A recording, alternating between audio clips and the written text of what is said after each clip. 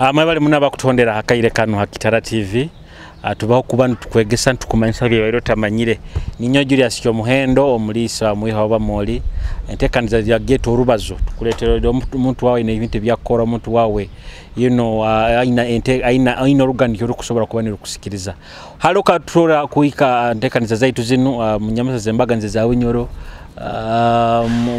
Abali aheru ya Bunyoro yabali Kambonsero mahanga gabaharabo mahanga gona hali mukali mwebale muno quarantine mutuhondera quarantine mutenga gatime ni watching entekaniza zaitu ni mugamba nti no tunakorera bikufo mu Kabunyoro kubara mukyaho the special ni bagamba nti mwebale muno ninye mutufoire kinu ekituli akiro kinu mutekaniza rubazo mbungireho munywanu wange John Art ajja kuba natusoborora byakora bino baitu aine mirimo yakora yete mirimo yengaro minto ibintu yokuhunda hunde ebintu nyina bintu bingi muno bensangira nakozere ajja kuba natusoborora bine ebintu abikora ata antekaniza orubazo utarugaho.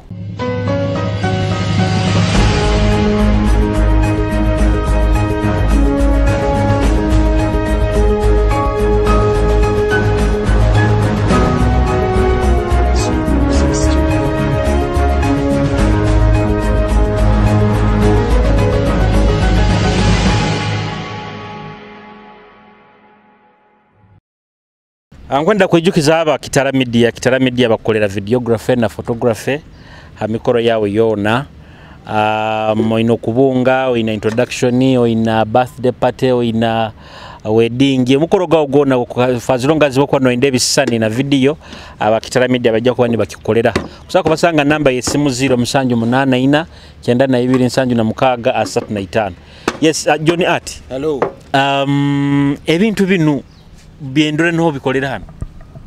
Yes ni hano honyini koza amoti adiere yange adiere muri mutamori kurungi adiere gieba ego banzura muki habaruzi Kitara TV. Okay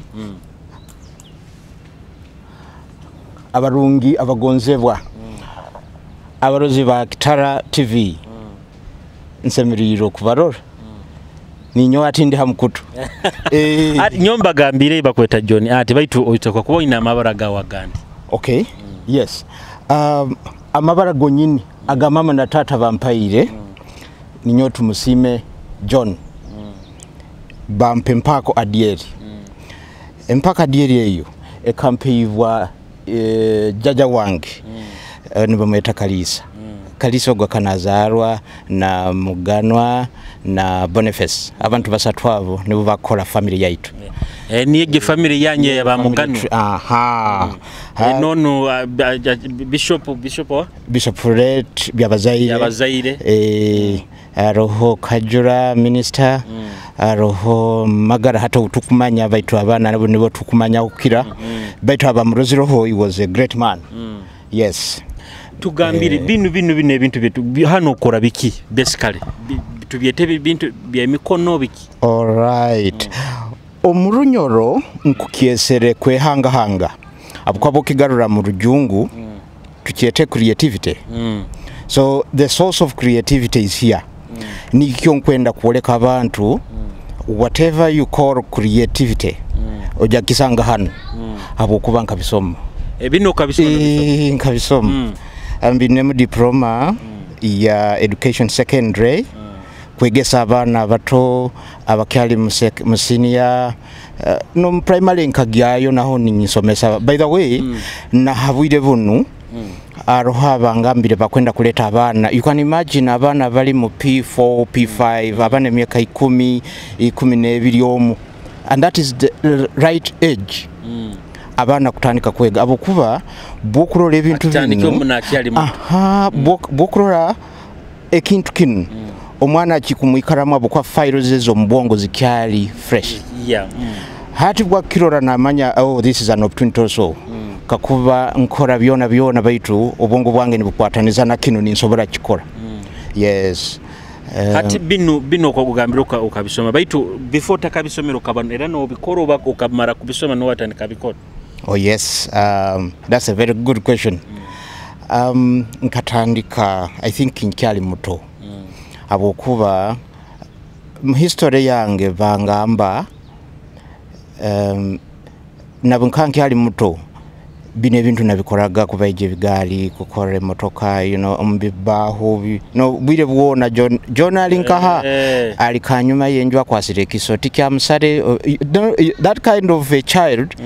That's why I was and bwengena ninkura where nkanta kukimanya niyo isomo baitu nindora nikikara nikinkozesa Oraruziro hava kutunga enkaito abakubazira no one taught me baitu nkaja kwesanga ninzikora kandi hamaka sente not nenkaito no bazira omanyira abakanika radio nkagenda kwesanga nanyo radio nkuikanika hati abaha abantu abagenda ne bakuleka direction muhando gubajja kwa niko kurura nti muzairo mwana oteka kumurane bukiyali hatu muntu bwayija akagamba omwana onakusa kutunga enkaito ogo gufokere mulimo kityono aroha abana abali batakusobora kora kurungi baitu bakwenda kwega babatumire kugenda hasomero katugambe profession ekubaikiriza kugenda kukola ebintu bya craft kyonkati baina busobozi nibajo wange nimbibakolera ku designing files student teachers would come nibenda mbakolere files avo nziteko mulinzi handike kurungi. I am very gifted. I have a very good handwriting. So that's how I started now entering, getting immersed into the real skill. But all the same, I want to train more people because now I am aging and working alone sometimes it's not good. I want to have a team. Yes. I want to create a team that will live omanyira home saija akora sculptures nungi mu South Africa ko ye nkomuntu hata wirebuno aina company akora a very wonderful work okora tuchete tuta ekijukizo kya South Africa and Africa mukutwara hamo kwijukira emyaka 3 ebiturabire mu tuli mbuhinya tuli mu bintu ebintu no kwika hati. So he's transforming South Africa and entire Africa using art, which is very good. Hati nkulenga ho nanyo kuhonderogo hoja kumrora musaijogo ni wogo muntu akwa inspiring mbinu byona byokora. Yes. And well, inspiration ekurugahara ekurugira kimumba zaire vange leka tugarukeyo nabo bino babikora. Yes. They were craftsmen. Arom saija bayetaga mbambure ni wakuzara abasajja basatu bali benkugambiro. He was a smith, an iron smither. Kandi ali musirikare mu bwire bwa Kavalega ogwomo side ya mama wange musajja ogo yateraga enanga not enanga ati nyoni nyokutere enanga betu go yateraga endingidi mu bugenyi.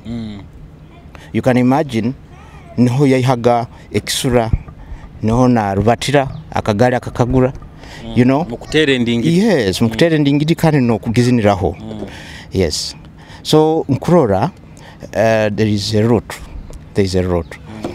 Naba ba anko bange balimu abakola ebintu bino yes. No. Balimu. And sometimes bagamba art is a rich profession but very poor. Okete jova hati abandi bagiroranka hobby. Baitu hobby tinkumanya ngeri ndakiteka murunyoro baitu ekintu kyokwe ekyohura no yenda kukora baitu takitekere mu business mind, business sense. Yes. Baitu nyonkurora ekintu kyokusobora with ekyokusakora with a passion, with dedicated patience, and obungu bwawo bukiroho kurungi. It can easily become a business, and you can earn at least you can earn a living. Yes, hati iwe hano iwe ukora biki basically hano ebikwatu ebyenga kikangambe byokutuluki hano mu workshop ya hati ntahirire eisomo amange katugambe bintu byone biba kweta creativity alimu katujete kwaukaniza babyaukaniza aro bibeta architecture a subset aro carpentry aro okubayija bino bibeta craft real craft so nyonkulenga ikando okusiga yes okusiga okwo tujja kuoleka hali ebyenkora n'okubumba kukwate ibumba okaihamu you know hata alimu nabandi abakweta graphic designers ogwe bakolera computer ati obubono subset obubono nyowe nkubugaita hamu ni nyamu ekiva kweta pure craft and ngondeze ntandikire mu carpentry niko nsobole kuyimukya omutindo gwa carpentry first of all mu factory baito atali factory yonka nabantu abakorora my artwork bajagamba no onu ali extra and more to that omanyire carpentry baba ni bakwarasinga ni bakutekaho pressure okole kintu you tend to extra use material ati nyowe nkagaruka harubaju natandika kurora oli waraba gondeze meza bagikozere muti gwa mahogany baitu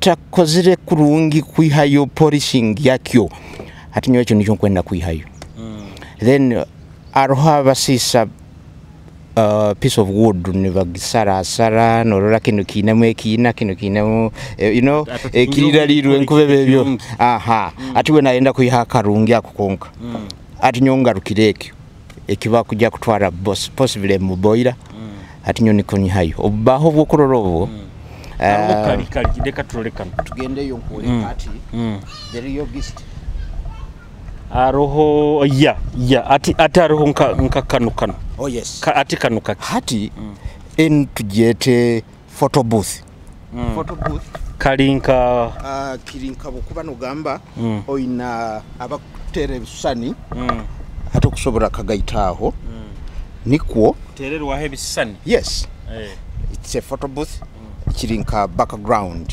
akokuteka yo kali kantu kalungi okuteka ho butara okusakuteka ho ribbons okateka hekimuli hali na hano ekimuli omuntu akaikalira and Christmas is gone then oja kwetegereza nkurura mu letters yes these are letters I was given job to cut out letters and figures zabana kwegeraho okwega abana you know mwana nazanisa you know na kwihamu ekigambo oba kwihamu nyuguta so nyona gamba no let me use it as a design na mu computer na settinga kurungi niko kibe random was settinga mu computer zino nanga yes at now this is graphics abakwenda computer graphics that is what to do with ku designing tikiri nti kugamba nti osale iwe himo ekyokwenda at now there is this arokan nkorora ari mu nkono obuwaya ateno is a table lamp yokusomera humbire bwekiro during every time bukwa no gonzo tagondeze ya haiguru hatikanu kuko kakarora oli akabana shootinga origi beti yamalira ebima bisazireho okurora omuntu obugongo buno hati nyona gambi this is nice nyijanka sara angles no this is one of the works I started with hati mundo kuteka mwetara ne yaka niko gandaga kwa kamata hati nkuja kuswekaho akapapula baketa motor winding paper kaswekere kimo that helps to distribute light to illuminate light properly niko all atava na light effect yes light etabana too much just enough yes then aroho bunu akatebo kanu yes katebo kanu kameza kalinka katanda very good akatandaro ako waitu nkugambire bwe nkandi muto mama ninyo nakoraga ebyahaka tukolera katandaro bali magekina ne bateka ya mavale ne bateka esowani haiguru hati kitwale nti okuzire hati you don't need to have the other one twale kanu how oja kateka hotawero okusa kuteka hotawero kavyama mukurungi no ziswekamu okubukatekere mu roundre yawe bukateka mukisika kakora kurungi haiguru hano kuteka ho ebintu byawe ekibox kyawe kirungi ekesi yawe then hansi no teka yenkaito then hansi okukusa kuteka na box enungi baitu mulingo gukusinga gwa byona nkwenda kuoleka joint season ati oli akakozesa emisumali nyonka kozesa dawero dawero buli bubaho obukulingura then olime ekihuru ekikubwinganamu omukikaro kyokozesa emisumali iyo nosibisa no maliro kozira omulimo otagenzire mu iduka kugura misumali this is what it means now omukikaro kyabuno okutera busumaro no ati kandi kanu kaki ati kanu baketa trivet baketa bat trivet nikyo ekyo kuhimbiraho ekintu kyo kuikalizaho ekintu kikuokya orolenkes okurora stainless plates as saucepans nkaba kujja kuihura tikikwetagisa okuhimbirira ekintu kikuokya no kirete okibikizaho nikwe meza yawe tatunga butagasi oba meza yawe hotekere ekitambara kyawe kitayiragura habukubolesire ezefulia no leta no dobikiza hali kanu omulingo gundi okurora kona yenju hata munsondo okusobora kasome kayoti na kando kakasome kayo no bundi buli busatu you can imagine no kora shelf eri munsonda this is what we call space saving ensonda na ino jikozesa yes I think nyowe bunu bunu nubo nyarozereho yes I think I've seen this zino mpako yes abakurora bunyoro TV Kitara TV zino mpako bunyoro eba nsi yempako ati bokuboli okwo no yenda empako yawe amoti akikadieri aboli to be proud of being a munyoro yes ija tukuhe empako ziriza buli kamo nkatundo mutwaro gumu kyonka tukutesa abokuba iwe niyo akumpa obulio nyombi koleye iwe bobunu obukora muki en plastic yes ati enu eri bajeta composite eri plastic kyonka ine muru kuguma bateka some kind of bajeta rhyme something just nayo eri recycled plastic yes atino niyo tukozesa ebyapa ebikwaka abakukira bamanyire bya HB HB byona niyo bikoze yes byona nkachwa HB no ntandikire then nabanda bakugonza we can do the job because it is new baitu abantu minakwe tulina kugenda na ebikurubata ogambire gokora nkebibumbe yes we bale muno ati arukyo inani kitukusakuro yes hata nkakitwara HB kinu kibaije baija na kiteka mu main hall niko abantu abakwija barorega bamanye ntaroha kusakora ibintu yes behind this sculpture there is a great person there baitu as a way of marketing all bwabakagwize I left my contact there and every time I move there to check baitu ebyo I have enough experience hati aroho bino bitutekereza ntugamba nti hati nka aro bagire kitekerezo cyo gamba nti nka hali kinumbi bateke onke kibumbe kya kabalega iyo tukushaka ikoleki that's very great idea and I think communicated with some people kyonka nkoko manyire process I think tibakaikize kukienda but I am around and I think people of Bunyoro have known me muramba ile mtakando zirati ni nyowe habukuba kirungi ebintu bino tubiheyo sakuboli mu muti abayo taka kengere nti aroho omusayija akwenda kuba wamaani omukubaija omukubumba omukola ebintu byona ebiri real nyowe I took what we call realistic architecture realistic art na music njikola by the way so niho munetololera ekyo kyo nkeke kibumbe tugeze tubagambire kibumbe kya kabalega kikutwalira kasomi kikikola oh yes ati kikusikira medium eyokozesa aroha bakozesa ibumba arokozesa omuti araba kukozesa ebyoma araba kukozesa omusenyi concrete maybe hati nkaiwe nka advice yao kwendeze mulebe byona kile kikunyuma ekikirayo kunyuma abukuba ati buli kuba ibumba likuterwa enjura no ibumba twinangeri tulikora ne tuliokya then buli kamazire kuoma okaliokya omanyire nkakana gange bokyo bunaga ha yes aha kiba kitakia ina buzibu bwona oiroho ibumba lyangu hakwatika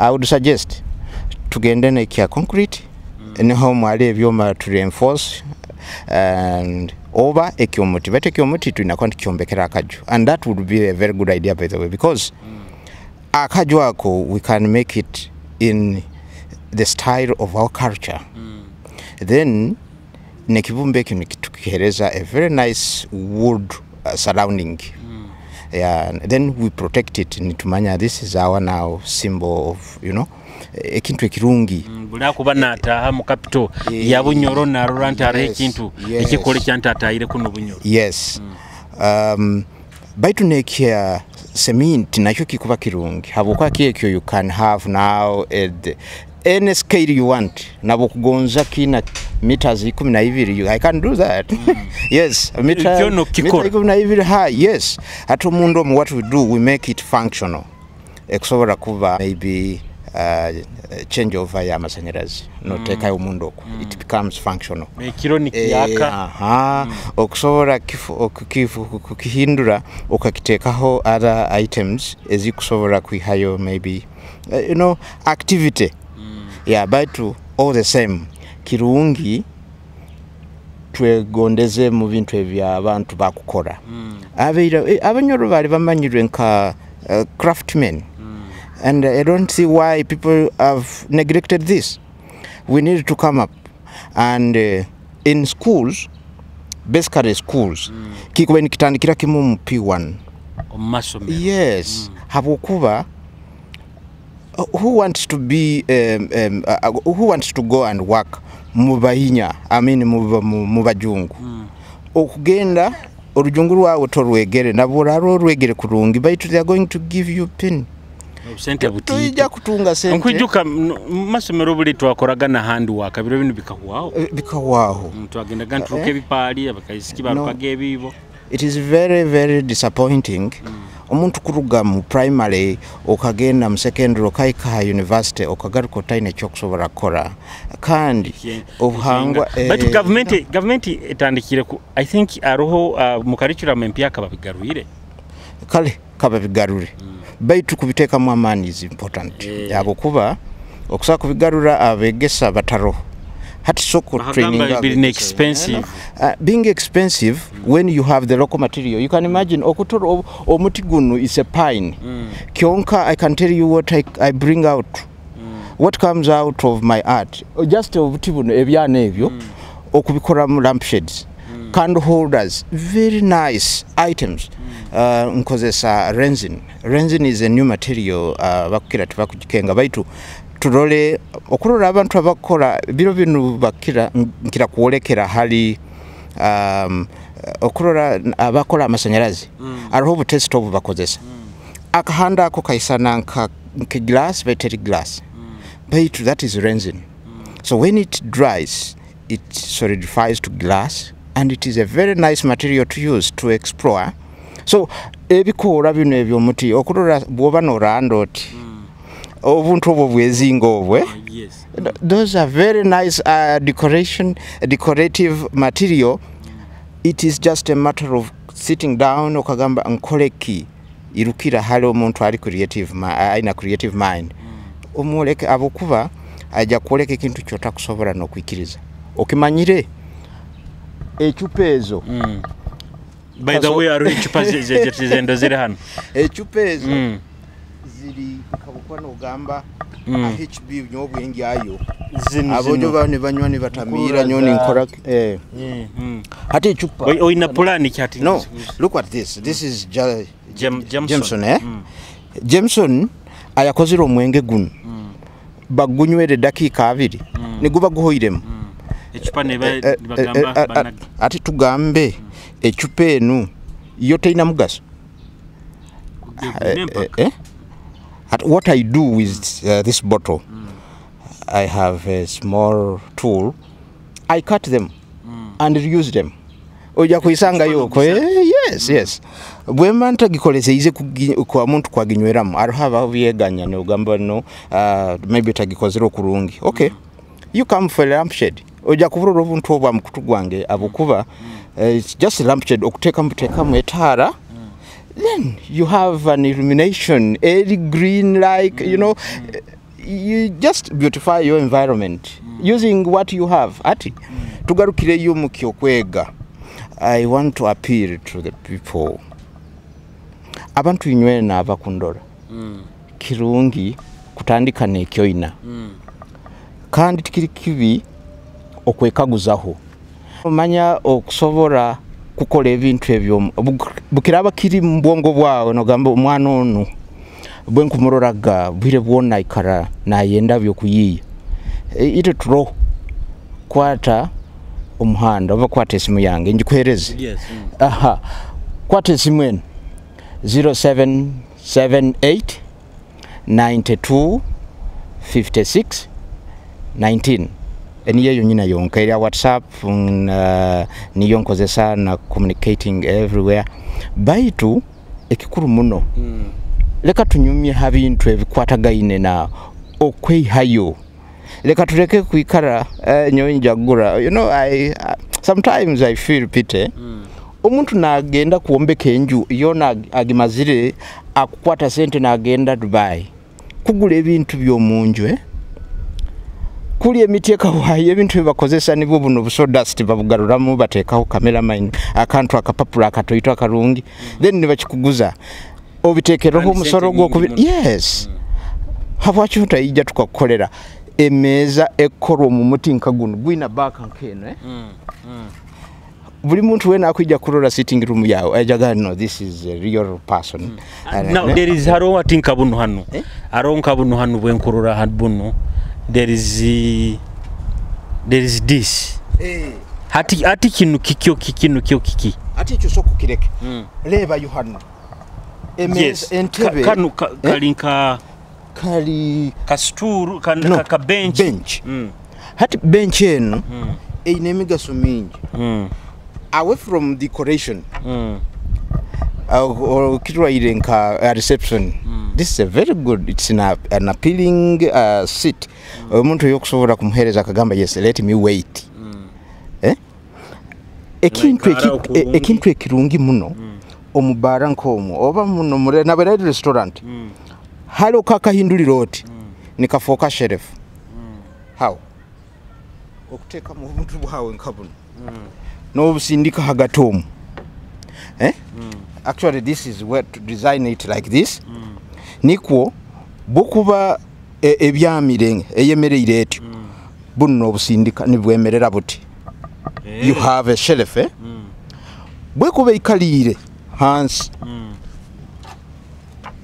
nikagaruka hansi hano obo kunyeteja wera nakuno hansi nateka ya hansi kunotekayo ebintu byawo kyonka na hano naikara yes hati bukuba ina abagenyi bayingi ebaire shelf omwenge no gugarura hameza nibaikara bukuba oli wenka oba nabantu bataitaito gyemereze it's a very nice organizer munanka mu space yona yokuboina nkebara oba nabikuba sitting room yao hata abantu abakyale aba China akasente abakyale kikwetaga ogula ebintu nkabinu hati ebintu binu nkurura no isano kyabikora on a small scale kakuba bagamba hati arugire company oba muntu babantu ba buying muno agamba atakwenda obuntu nkabuno 10 Yes, it is very possible.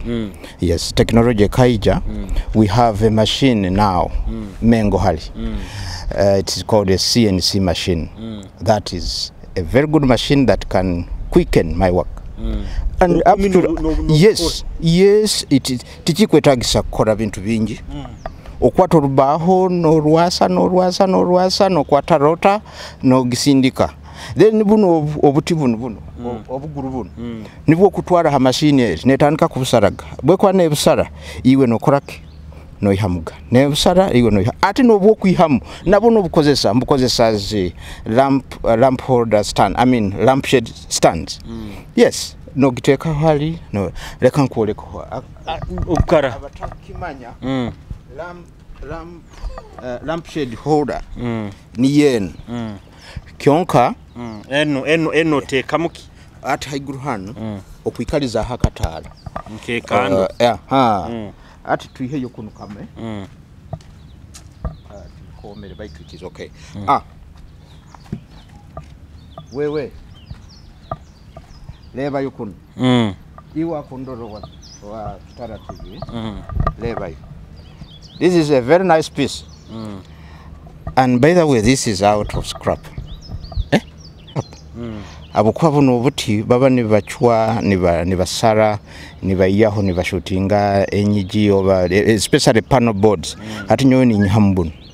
Yes, it is just a matter of concentrating okatekereza ekintu kyokwenda okakihamu abantu bakakirora, then they appreciate. Then when they appreciate, you determine the price. That is the best with me. You take it home hand. Yes. Who can imagine this was plywood? Plywood bogisara no gihamu obuntu obu. Ati obuntu obu no gaita kurungi. Muno munda ni hetare eba. Yes, etare kwikalira hansi aho. No giteka makapapula kali kenkugambire gaka motor winding paper. Then no siba kurungi hano no teka socket. Ne yaka. Ata bakagondeza akantu kanu mwije tunyumye ata akantu nkakanu omuntu akubana akendo katunda sente nkazinga ati nkakanu. Okay, now ijane mitwaro 10 yawe nyoti nsera mitwaro 10 nkakuhereza habukuba kakwetagisa okuteka metara aro hetare zirungi zino ziveta zina 5 filaments avandi zina 4 filaments tizileta kierere zikiri too much. It gives a very nice warm color ambience. Kyonka tukukuteramu iwe nogenda no yakabwaka akagura kona kali complete netara nayo tuginako baitu bukuba no yenda we can decide bukwano gamba sente ntaitu no, I mean sente nyingi then itara ntugihamu nebyo wayaringa bino no twara. Yes, abokuba aroho party ya machine yenkugambire kwanguya obuja kuburora kuli buli bwingi over 50 then atinyoni ngaruka nintandika kukulingura bakweta kukulingura ninkulingura stand zizino kandi koka kayihanka haka arohe machine bageta laser machine niyo kusobora kozesa arohe ndi bageta spindle machine no teka ho nikikora. Yes, ati kintu nkakinu tichikwetagisa genda buharabu tichikwetagisa genda India binu bakubihaga ya kaba China kandi no sanga mu Kampala mu nibabiko ati kinu ko sanga mitwaro nkasatu. Yes, so ati nyokwetaga tukole business iwe ijo twalire ha 10 iwo gendo yongere mwaka wabo kandi buno obundi benkururo bwina matagi ati buno bukati kanu kaina matagi kaina kanu kakiko bagamba burubata oyega kinu kisoro tukitwale hano ekisoro kinu hano ekisoro kinu bakiri mungabi family yengabi baitu murujungu bacheta deer no kasoro kanu it is funny, it has its own history baitu nyowe nkugonza kuoleka abantu anything can turn to beautiful abukuba omutwe guno onda kusobola gamba ati nyo mukikaro kyake kyengabi nyondi wembogo nkolere mbogo. It is very easy to do. Abokuwa tuina machine kubisara. It's just a matter of sitting behind your computer, design, and then come out with your idea for people to see. Yes, exactly.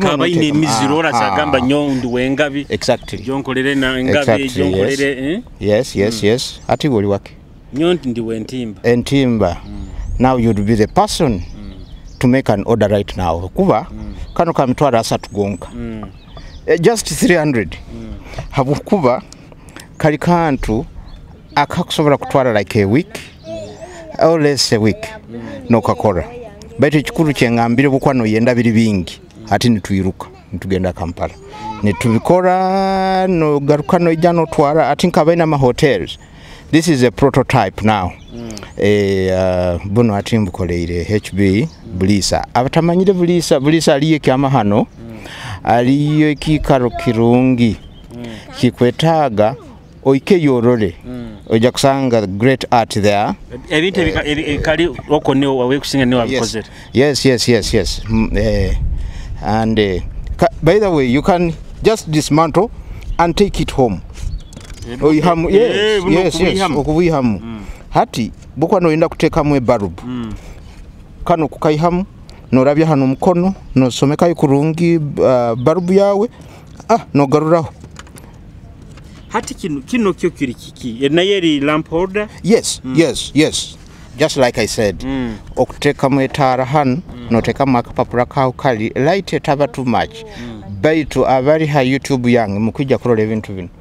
Light is very, very marvelous. It is very nice to have such items, such ideas in your sitting room. One is to remember the history of Hoima, the history of Munyoro, na abantu abakubikora. Then is to beautify your environment. And ubundi no kunyumirwa abukuba aroho abantu abagula ebintu bino. In most cases babaina interest, babaina skill. Nivenda art. Yes. Aroho filime nyarozera aroho just ekintu kya art ni bakitunda kisisani bisani baitu kiri kya bei mino ngati. No oli taswa kwanga ebyokulya. Taswa kwanga ebyokulya na rora TV abukwa kurora hakapira ukagamba musiru. Interest baitu mpira gumuhingura ina akunyumirwa. Abaine kigenda buwaki. Yes. So ati bukubuguzire kintu nkakino. Oina interest yakyo. Kikwani Kumanyisa tokereza abana kizanisa. You will keep it. Yes. Attachment na yes. By the way, aroho ubuntu bw'abana bakira kwenda kuzanisa ati tugaruke hano nkurura hano inaho. These are coasters. Now coasters kigambo ky'orujungu bayitito tukukyeta ekifundikizo. Bwokuba n'orugaho or maybe mubaire muyikalire nkababade mu kunywa mwakantu hata ukagamba kangene for a short call maybe. Tiki kuleka kubi olekera akabaho kano okaswekera glass yawe. Oh, this is scrap. Oh, this is off cut. Ati tugeze bino banye girasi butagwamu ebyokunyoka butagwamu nsuhera no sweka ha glass. Yes. Aroha abantu ababa bayonjo kuo. Akugonza kulira hameza bayitwero hekitambara kya white.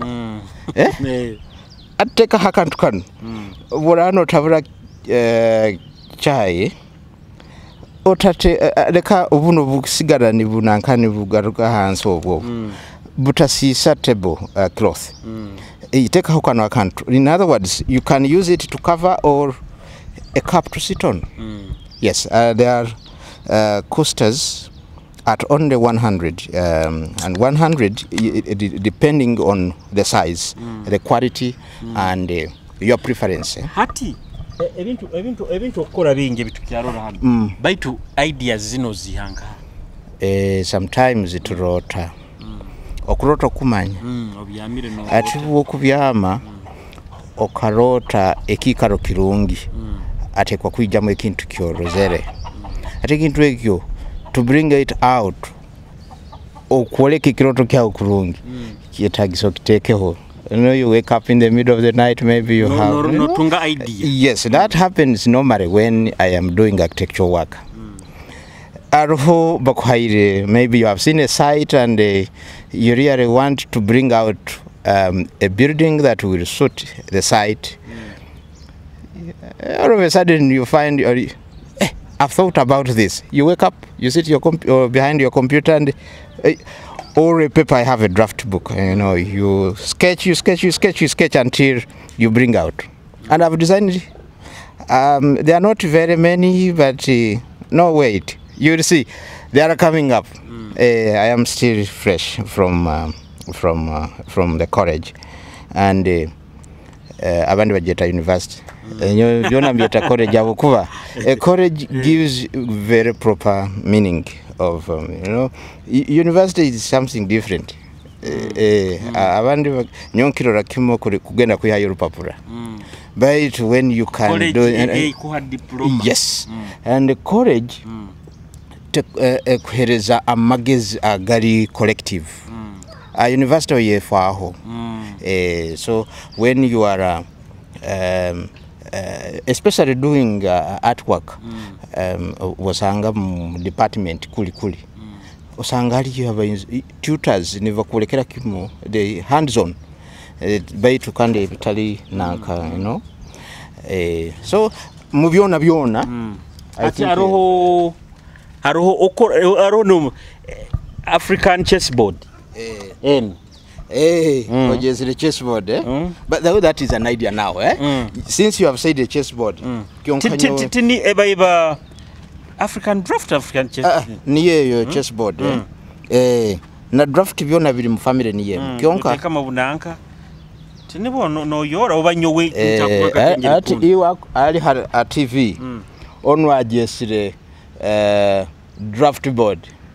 Kyonka nyonka kora tray. Ya mahuli. So ideas nkuzigija zityo. Oja kwesa. Ati nyumba ile manyire. Nikako akobateka mu bunanka buli oburanga bakoma bati. Ati yo gagisanga hanu nyenki draft board. Come and get it. Awokuba. This is really nice. Ati iwe no cause a tray amount. Teka huli. Ati wo mpaire draft. You come tomorrow, you will find it here. Awukwa that is already an idea. Yontekere mbongo and I have to bring it the way I want it. Then if people appreciate it, then we can determine the price and then you take it. Kandi niyo ginemizane gikwe. Omukikaro kyogenda kutera bajeta batawe. Are having to koresaga, you know. Pool. Pool gireke. Pool is western also. Arobine byumbox ebyo. That's a wastage of money. Ebyumbox ebyazara betting. Betting is the right word. Kuzana oenchu kuzana ebikoin orugiro muka irabuli twaikaraga hansi yomuti abazaire baitu no baikaraga mulirana nondi you sit down and after maybe a cup of tonto you begin conversing from this kyonka hali okugenda entry oina kusasura bakusingire orugeyo no bihirwe tukyali antekaniza orubazo Kitara TV tukwega bingi muno and abantu baina tarante zembaganiza ro kuba yo ino taranta yayo yokuzino ina taranta yayo yokubaza oida taranta yawo ye kitu kyone kyokora baitu John atiwe tumusime John adieri ainawo taranta eyokubumba kweyiya kwehanga tukyalina tumina na workshop ya kutolekya ebintu byembaganiza ebyakukoraho and of course I'm impressed nebintu bingi muno hano ebyakukoraho kanu kubikiza ebintu kanu okusora kukabinanka kasweka hagirasi muulirize tula TV muulirize muleke kutoka zine empako you can have one yo mtwaro kambeho abakutuhondera kaire kanu just commenting ogambo kwenda empako otugambire empako yawo yo kwenda commenting abakuochinga kaire kano ogambe Julius nkwenda atwoki ya moti atenyi enamba yange yesimu 078992 oja kuba no tunge empako yawe nhamutwaro gumu gwonka deka tu promoting empako zaitu empako niyo heritage yaitu ngaitu abanyoro so nabwo nsonge egyo akutu watching aside zinu saha zino no huroro limiruno oteka kuba oli munyoro oba mutooro okuba oli mutooro nabo empaako bazenda so nkururamu oti atenyi atwoki adieri zona buli mpaako yakokwenda. It is a key holder by the way.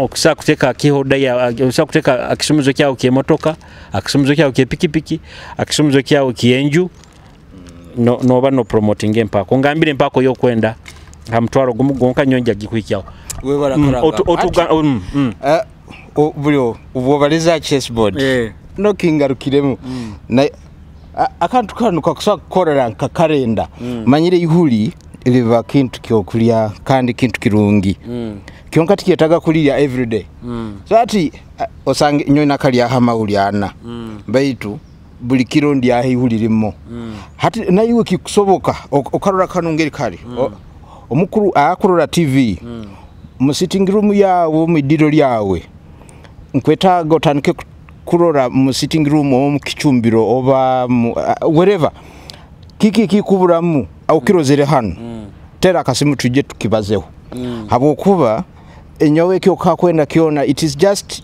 getting your idea that cannot come out of your head and I bring it out nikyo kyonkekyo ninkikozesa materials orabo ngambire okugonza muti nikora bwe kugonza plastic we can melt plastic nituihamna as long as I have this is now a template abandi bakieta mold mold ni kakatiba okusobola ati kuihamune za plastic nyingi kandi plastic nyingi plastic bingi muno bakuna arona nanka ebitufokeire kizibu muno hati bino ebicupa bino bi plastic ebyo ebicupa bya plastic tukatungira idea yo kubikora ati reba yokuli wewe omukuru wa TV obwo kunaga amaiso kuli omundimiro container ebyo biri nyowe nkabihayo nabisara ntekamu ebimuli ntekamu ebijuma ebyokulya tinkusobora kubura ekyo boragende nyumo ku triad zango ja kurora no it is very nice to have gardens like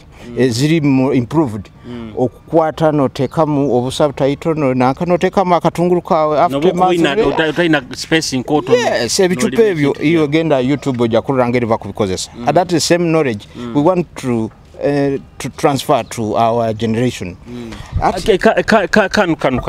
Kan. Ego try to gibalizeho. Nyomba irengambire eri chessboard. Kanu toka kamazire baitu kanu kaki. Now. Eno kusobora geta a cutting board. Nambere kusakusalira obutunguru biki yes. Okusobora no kugikolera hemirimo yawe kakuba bine nka computer nke yabaseje utabisambe byanyu akabodi nkakano akarungi no kalizaho computer no tanika kukole emirimo yawe don't hesitate to come to get your order done baitu karole kurungi oketeje hati wokagaitaho kinu nkurura nakanu yes hati ako kabodi akurole kintu kinu oizirwe made an idea of a toilet seat and this is what I am doing by the way enu cover enu seat hat kanu karugire mun baitu nakutinkasisa nako kaina kurugwamu ekyo kuliramu hano kutekamo obuchips bwa enyama yo kuteka ntogimarawo mister hano tekawo chips zao habwake otagonza kulira mu esowani ye kiti atali muzeibumba zonkane za plastic you can imagine nabokuba ina sente zikuingana nka oja kwesanga oguzire esowani keibumba but you not be different from a poor person to be unique you need to have something done by a local person and this is it a wooden plate you can come and we discuss hati ogambire nokura toilet seat birutu tumanyirire zine ezo munanka ezo mu ibumba hati ibumba ebyo bayina nkoko babitekaho akanirwako bagaruka bakateka kandi ibumba naryo lifuka bakatekerwa akakote akatiri batachatagata hati imagine orugire mu kitabu musuka zawe zikutagata wagenda okwekonyera baito noganya kuikara no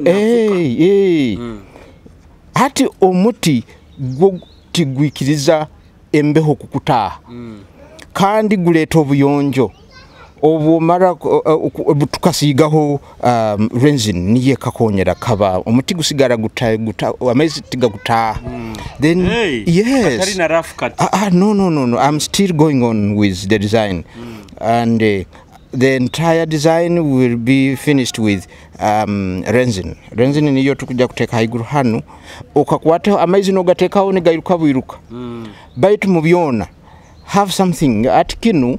I was just given like a trial. If you can do this, then we can give you a contract. You can imagine. Abukubole akarora brode bintu YouTube ya role bintu byenkora yagamno. This guy can do this. That's how we get ideas. And now bukubole omukoko iwo kwenda akatoilet kawe kazoke kurungi unique from you know. Yes.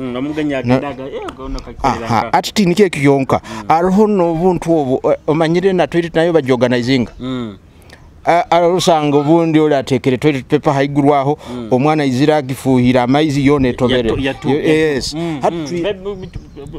tulera okatito twin of shelves of tukutekaho ni bwingana na CTA iyo no isana ikalire mu sitting room baitu ekyokora actually omuntu maka ngamba ekintu kyenaga kumekinga kuba more comfortable maka gawe iri toilet very true the most tidy, the most attractive, the most interactive space is a toilet.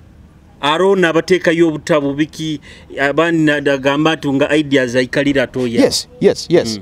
Hati ija tukuhereze ideas ezo abokuba a fusion of art, architecture and music will not leave you the same. Very true. Abokuba tagondeze okukora ebyo byona. Then you can try our hair vital humanity. It is expensive and you regret.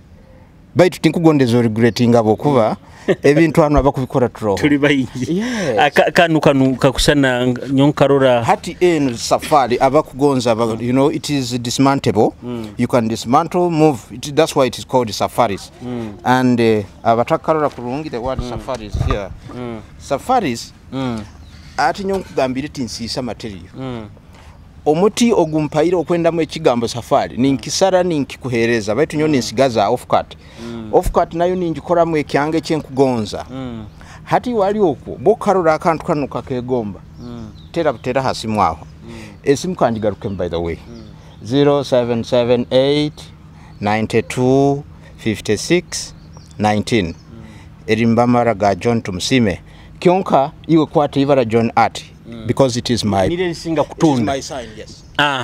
Kanu. Yes. What is this? Oh, now.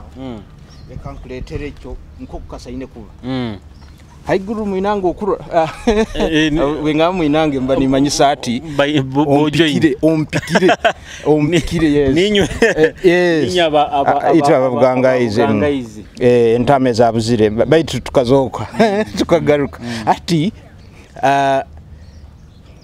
boko norora akajega kanu kakwijukize kiteko ekyaba security vaya huramuga abandi twatembayo gani tukichwa abuka tukwenda mu bwenju tukwenda mu kabaragara tukwenda mu ebintu ebirungia atabazeyi baya huramuga sente in a modern way in a modern society tikikwetagi sobe ne kiteko nkekiri ekyabeire oyiro bukirakiri design baitu atikano akantu kaine mu etara waye kuraba muhansi no connectingo masanyarazi then niku hanne yaka hanno tekaho bible yawe hansi no tekaho ebintu byawe bindi no obutabwa obunovo yes kino tikiri mukino gunu muzano gwabojabo abojabanga abo gunu muzano gwo kuzanisa otekamu akananka gutandikira hano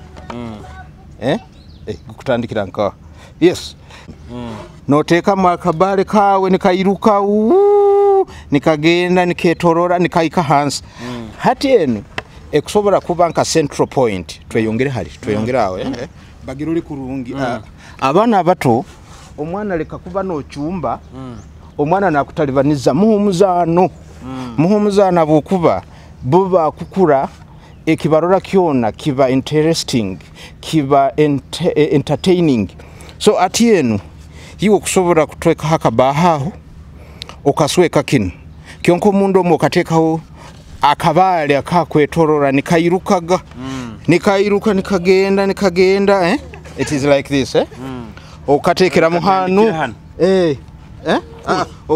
kakutandikira cool okatandikisiza hano nikairuka nikaija nikagenda niketororayo nikagaruka bulikakwetora nikaraba kuru nikagwa kuri nikagwa yes hata abana in most cases benda kuikara hamo abali side eyo na abali side yako ndibona beja kunyumiro hati bokumara katurukiremu either okatera hekide niketera naba wina oba okwongera no guprolonging omulimo ogwo nogenda no yongera no take some steps ndivugenda nibuzana ne pipe za plastic anazo no zikozesa no sanga omuzano gukanyire you keep your kids entertained omukikaro ekyo kwikara nibahuliriza ebimukubaza nka abantu bakulira gama simu yes atandike kurora TikTok ebyo kurora mbinu ati nkwenda tumalie ntekanize yes ebigambo bibe bikusemba yo hari abarozi bakitativa bikare ni batuhondera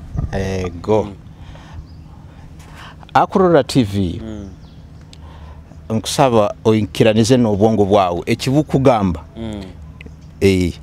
burabu kugambire ndozire muira aho ekintu kyenkujja kubaza na John Art please don't hesitate to tell me don't hesitate to call me now and I'm encouraging all the people of Bunyoro, people of Uganda and the entire world appreciate what we call creativity.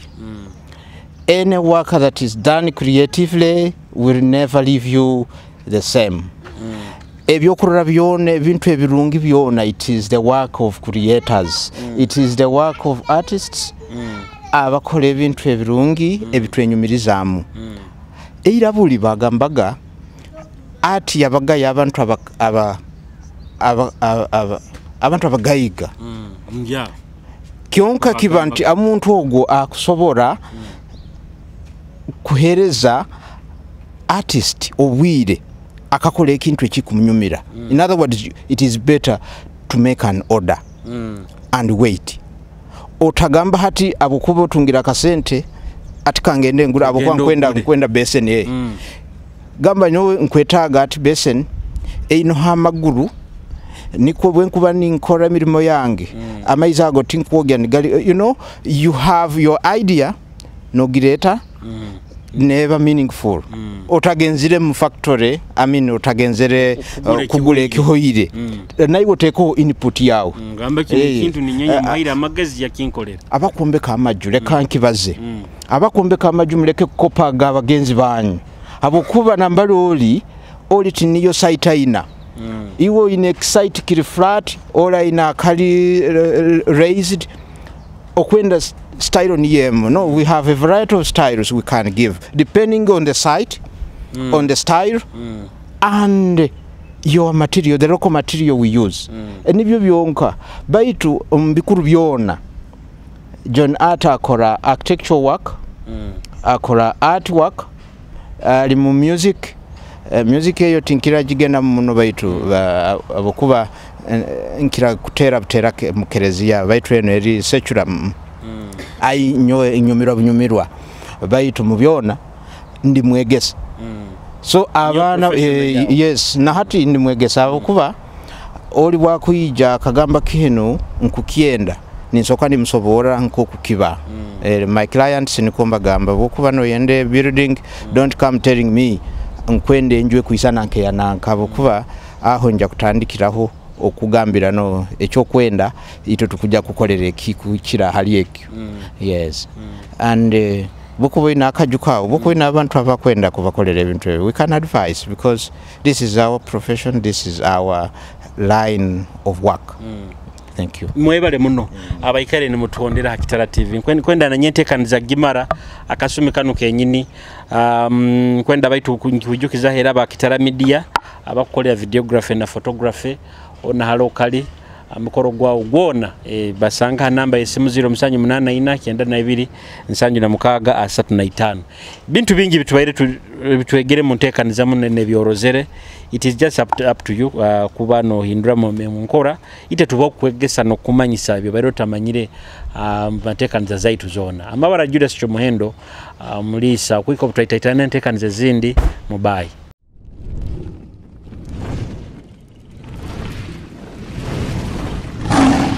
Kitara TV, Kwegesa, Kumanyisa.